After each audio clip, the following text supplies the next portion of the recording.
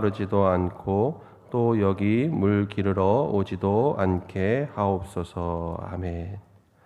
이제 담임 목사님 나오셔서 그런 물을 내게 주사라는 제목으로 말씀 전해 주시겠습니다.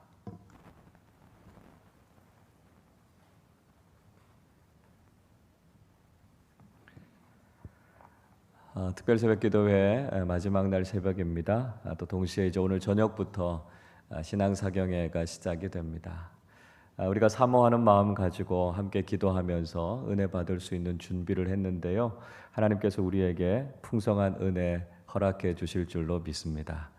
오늘 이 밤 사모하는 마음으로 함께 참여해 주시고 여러분들만 오지 마시고 여러분 작은 교회 식구들 또 이웃들 함께 참여하셔서 풍성한 말씀의 은혜를 누리실 수 있기를 바랍니다. 다시 한번 주차 협조 부탁을 드리겠습니다. 오늘 집회가 진행되는데 어렵지 않도록 여러분 주차에 많은 협조를 부탁을 드립니다. 은혜 받는 자리에는요 항상 마귀가 틈타게 돼 있어요. 그래서 우리가 더 영적으로 잘 준비하고 또 잘 협조해 주셔서 모든 이 신앙사경회가 하나님의 은혜 중에 잘 진행될 수 있도록 여러분 함께 참여해 주시고 기도해 주시기를 바랍니다. 또 오늘 우리 30주년 기념사진전이 오픈합니다. 2시에 우리 개회 예배 드리고요. 테이프 커팅식을 갖게 됩니다. 우리 교회가 걸어온 30년의 발자취를 우리가 함께 보면서 주님 주신 은혜에 감사하고 또 기쁨을 함께 나누는 시간이 될 겁니다.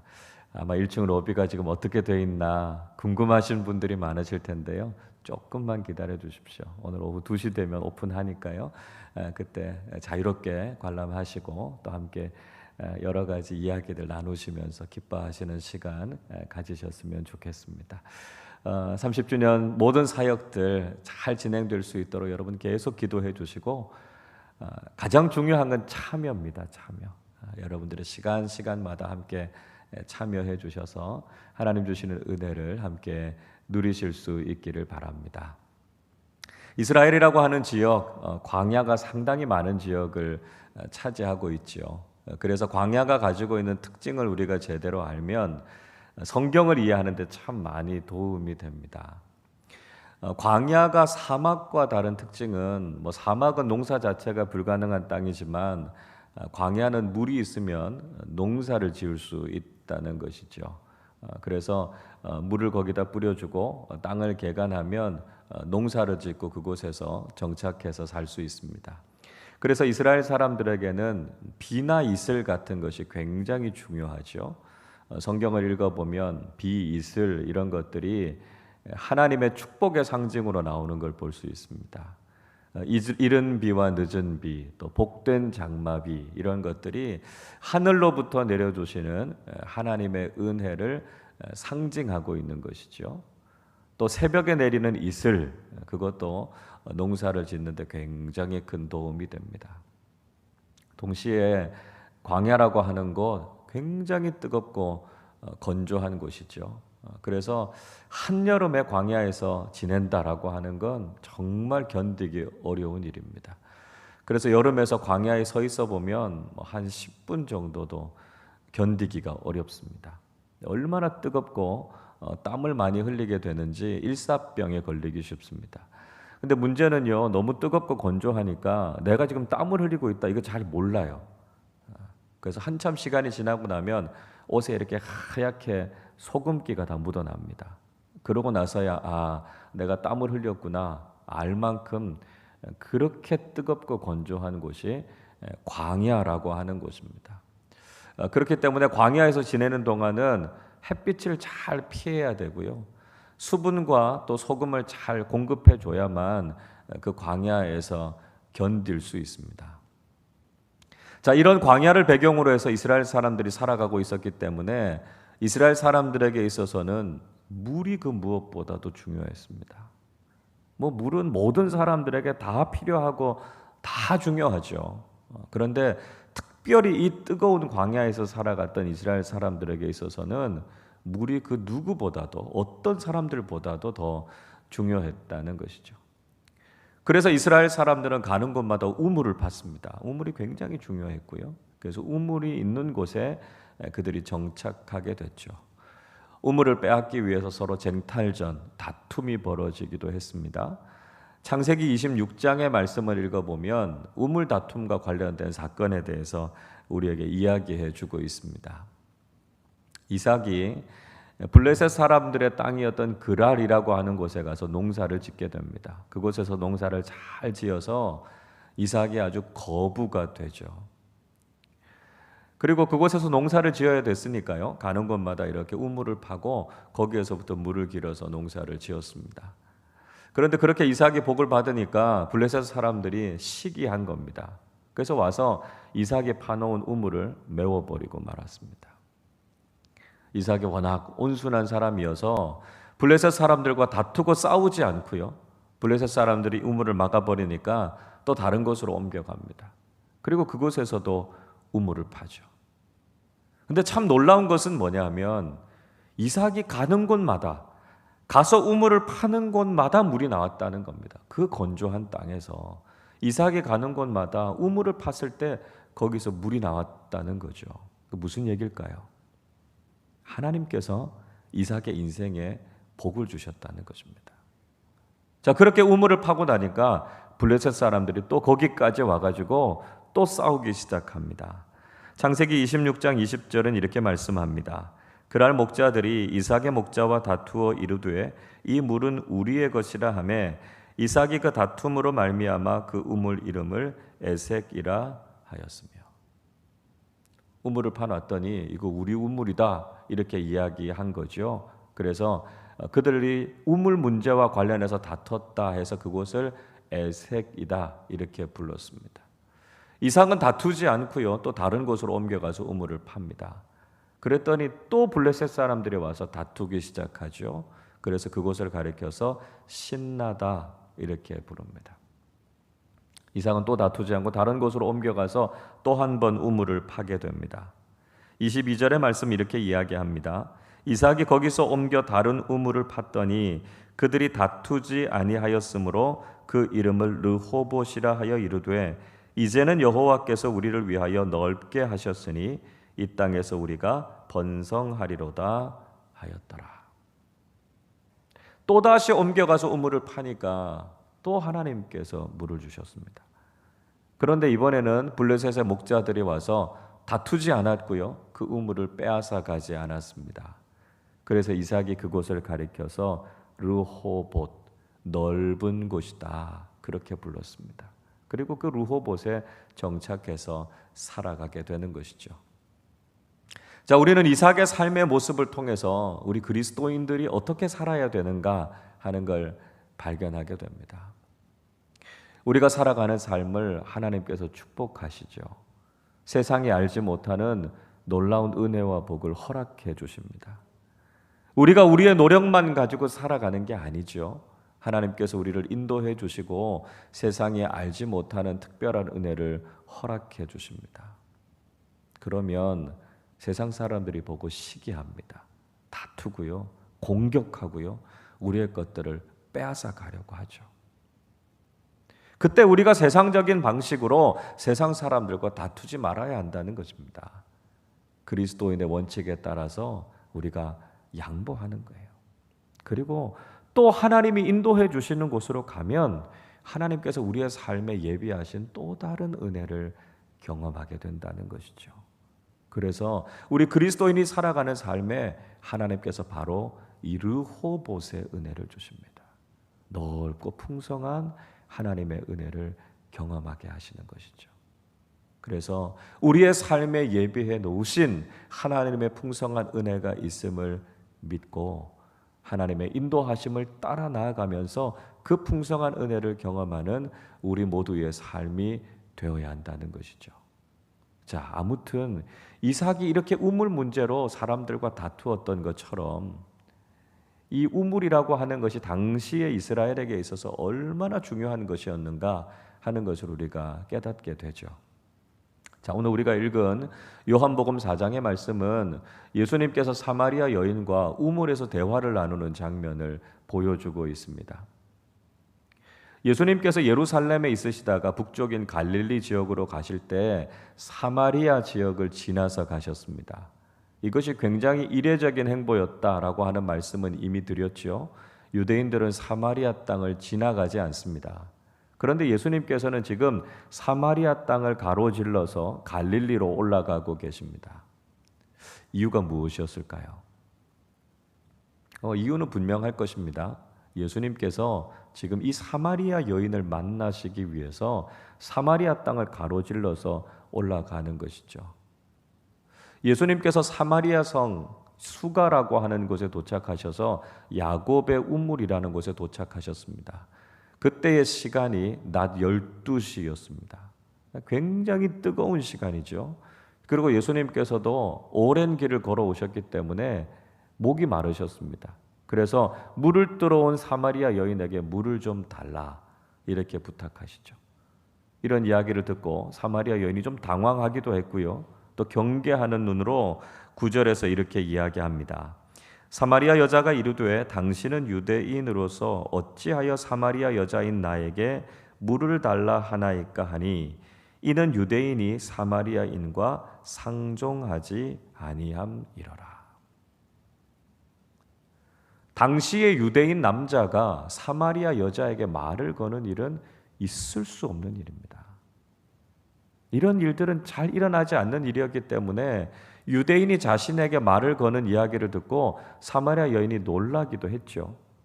도무지 예수님께서 하시는 행동을 이해하기가 어려웠습니다.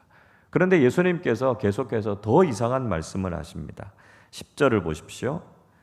예수께서 대답하여 이르시되 내가 만일 하나님의 선물과 또 내게 물을 좀 달라 하는 이가 누구인 줄 알았더라면 내가 그에게 구하였을 것이요 그가 생수를 내게 주었으리라. 예수님께서 지금 이런 말씀하시는 겁니다. 내가 하나님의 선물 받고 싶지 않니? 지금 너에게 물을 달라고 말하는 그 사람이 누구인지 너 아니? 만약에 그 사람이 누구인지 알았다면 너는 그 사람에게 생수를 구했을 거야. 이렇게 이야기하고 있습니다. 예수님께서 갑자기 하나님의 선물 이야기를 하십니다. 그리고 지금 그 여인 앞에 서 있는 예수님이 누구이신지를 알고 만약 그분이 누구인지 알았다면 그분에게 생수를 구했을 것이다. 지금 이렇게 이야기하고 있습니다. 여러분 사실 물을 달라고 하신 분은 예수님 아니십니까? 오히려 물이 필요한 분은 예수님 아니십니까? 그런데 반대로 사마리아 여인에게 예수님께서 생수를 줄 수 있다 이렇게 말씀하시니까요. 이 사마리아 여인이 예수님의 말씀이 도대체 이해가 되지 않았습니다. 그래서 이 사마리아 여인이 굉장히 현실적인 질문을 예수님께 합니다. 11절을 보시죠. 여자가 이르되 주여 물 기를 그릇도 없고 이 우물은 깊은데 어디서 당신이 그 생수를 얻겠사옵나이까. 아니 예수님께서 물을 기를 그릇도 두레박도 아무것도 없는데 도대체 예수님이 어떻게 물을 주실 수 있겠느냐 이렇게 묻고 있는 거죠. 그리고 보다 더 근본적인 질문을 하고 있습니다. 12절 보시죠. 우리 조상 야곱이 이 우물을 우리에게 주셨고 또 여기서 자기와 자기 아들들과 짐승이 다 마셨는데 당신이 야곱보다 더 크니까. 예수님과 사마리아 여자가 대화를 나누고 있었던 곳이 야곱의 우물이라고 말씀드렸습니다. 그들의 조상이었던 야곱이 그들의 후손을 위해서 우물을 파둔 것이지요. 그들의 후손들에게 주었던 우물이 바로 이 야곱의 우물이었습니다. 야곱이라고 하는 사람, 그들에게 있어서는 위대한 조상이었기 때문에 자신들에게 이 우물을 물려줬다는 것이죠. 그런데 예수님께서 정말 야곱보다도 위대한 인물인지 야곱보다 더 큰 인물인지 그래서 자신들에게 이런 우물을 줄 수 있는지를 묻고 있습니다. 세상 사람들은 우리에게 동일한 질문을 해올 때가 있습니다. 예수님이 도대체 누구이신지 그리고 예수님께서 우리에게 주실 수 있는 것이 무엇인지를 우리에게 묻고 있습니다. 예수님을 주인으로 모시고 살아가면 말씀에 순종하면서 살아가면 정말 우리의 삶 속에 기쁨이 있고 만족이 있고 행복한 삶을 살아갈 수 있는지 우리에게 질문하는 것이죠. 예수를 믿고 살아가도 세상적으로 그리 많은 거 얻는 것 같지 않고 세상적으로 성공하는 것 같지 않은데 우리가 예수를 믿어야 되느냐고 묻게 될 때가 있습니다. 정말 예수님께서 그렇게 위대한 분이신지, 성경이 이야기하는 말씀이 정말 인생의 진리인지, 세상 그 무엇보다 가치 있는 것인지 우리에게 질문하고 있습니다. 자, 여러분, 이 질문에 대해서 여러분은 어떻게 대답하시겠습니까? 예수님께서는 이 사마리아 여인의 질문에 대해서 예수님께서 주실 수 있는 것이 무엇인가를 말씀하십니다. 그리고 그것이 세상의 것과는 어떻게 다른지를 설명하시죠. 13절을 보십시오. 예수께서 대답하여 이르시되 이 물을 마시는 자마다 다시 목마르려니와 말씀합니다. 야곱의 우물, 이 우물에 있는 물을 길어서 사람들이 그 물을 마시겠지만 결국은 또 목마르게 된다는 것이죠. 그렇지 않습니까? 물 한 번 마신다고 해서 그것으로 목마름이 다 해결되는 게 아니지 않습니까? 시간이 지나면 또 금방 목마르게 되고 물을 마시고 싶어지죠. 아주 뜨거운 여름, 이 광야에서는요, 목이 더 자주 마릅니다. 물을 마실 때는 금방 시원해지는지 모르지만 금방 또 갈증을 느끼고 그 물을 찾게 되는 것이죠. 이게 바로 세상적인 가치가 가지고 있는 한계라는 것입니다. 세상적인 가치를 가지게 됐을 때 잠깐은 기쁨이 있지요. 잠깐은 만족이 있습니다. 세상적인 것도 우리에게 필요합니다. 그러나 문제는 무엇입니까? 우리가 그것을 가졌다고 해서 영원토록 만족이 느껴지는 게 아니라는 것입니다. 필요한 건 사실이죠. 그러나 그것을 가졌을 때 그 기쁨과 만족은 잠깐 있다가 사라집니다. 그리고 우리는 점점 더 세상의 가치에 집착하게 되죠. 그것을 더욱 추구하면 추구할수록 갈증이 더 커져갑니다. 그리고 그것에 자꾸 얽매이는 삶을 살아가는 것이죠. 세상적으로 아무리 많은 것을 가져도 거기에서부터 만족이 오기보다는 더 허전해지고 더 집착하게 되는 것이 세상적인 가치가 가지는 특징이라는 것입니다. 그런데 주님께서 주시는 것은 다르다는 것이죠. 14절 말씀 우리 같이 읽어보겠습니다. 내가 주는 물을 마시는 자는 영원히 목마르지 아니하리니 내가 주는 물은 그 속에서 영생하도록 솟아나는 샘물이 되리라. 예수님께서 주시는 물을 마시면 영원히 목마르지 않을 것이다 말씀하고 있습니다. 세상적인 물은 마시고 나서 뒤돌아서면 또 갈증이 나지만 주님께서 주시는 생수는 한 번 마시면 영원토록 목마르지 않다는 거죠. 왜 그렇습니까? 우리 안에서부터 그 샘물이 솟아나기 때문에 그렇습니다. 영원토록 끊이지 않는 하나님의 은혜가 우리의 심령 안에서 흘러넘치기 때문에 그렇습니다. 세상적인 것은 계속해서 우리를 채워도 그것으로 우리가 채워지지 않지만 하나님께서 우리 마음속에 주신 기쁨과 만족은 한 번 경험하면 끊이지 않는다는 것이죠. 그래서 영원토록 기뻐하고 그 은혜를 의지하면서 살아가게 된다는 것이죠. 세상적인 가치와는 비교할 수도 없는 기쁨과 은혜가 하나님께서 주시는 가치의 특징이라는 것이죠. 여러분, 우리가 이 세상 살아가면서 정말 무엇을 추구하면서 살아야 할 것인가 우리는 분명히 알고 있습니다. 세상적인 것들, 우리가 그것을 아무리 많이 추구해보고 그것을 가져보지만 거기에서 만족이 느껴지지 않습니다. 세상에서 모든 것을 다 가져보았던 전도자 솔로몬이 그 이야기하지 않습니까? 세상의 모든 것이 다 헛되고 헛되다고요. 그것이 있으면, 이것을 가지면, 이것으로 나를 채우면 만족이 있고 기쁨이 있을 줄 알았는데 그렇지 않더라는 것입니다. 그래서 우리가 이 땅을 살아갈 때 헛된 세상의 가치를 추구하면서 살아가지 말아야 한다는 것이죠. 하나님께서 우리에게 주시는 은혜, 하나님께서 우리에게 주시는 기쁨, 영원토록 우리 안에서 솟아나는 하나님께서 주시는 만족을 구하며 살아갈 때 우리의 삶 속에는 감사와 만족이 있다는 것을 말씀하고 있습니다. 이 사마리아 여인이 예수님과의 대화 속에서 놀라운 진리를 깨닫게 되죠. 그리고 예수님께 이렇게 부탁합니다. 15절 말씀 같이 읽어보겠습니다. 여자가 이르되 주여 그런 물을 내게 주사 목마르지도 않고 또 여기 물 기르러 오지도 않게 하옵소서. 주님, 그런 물을 내게 주십시오. 그렇게 귀한 것이라면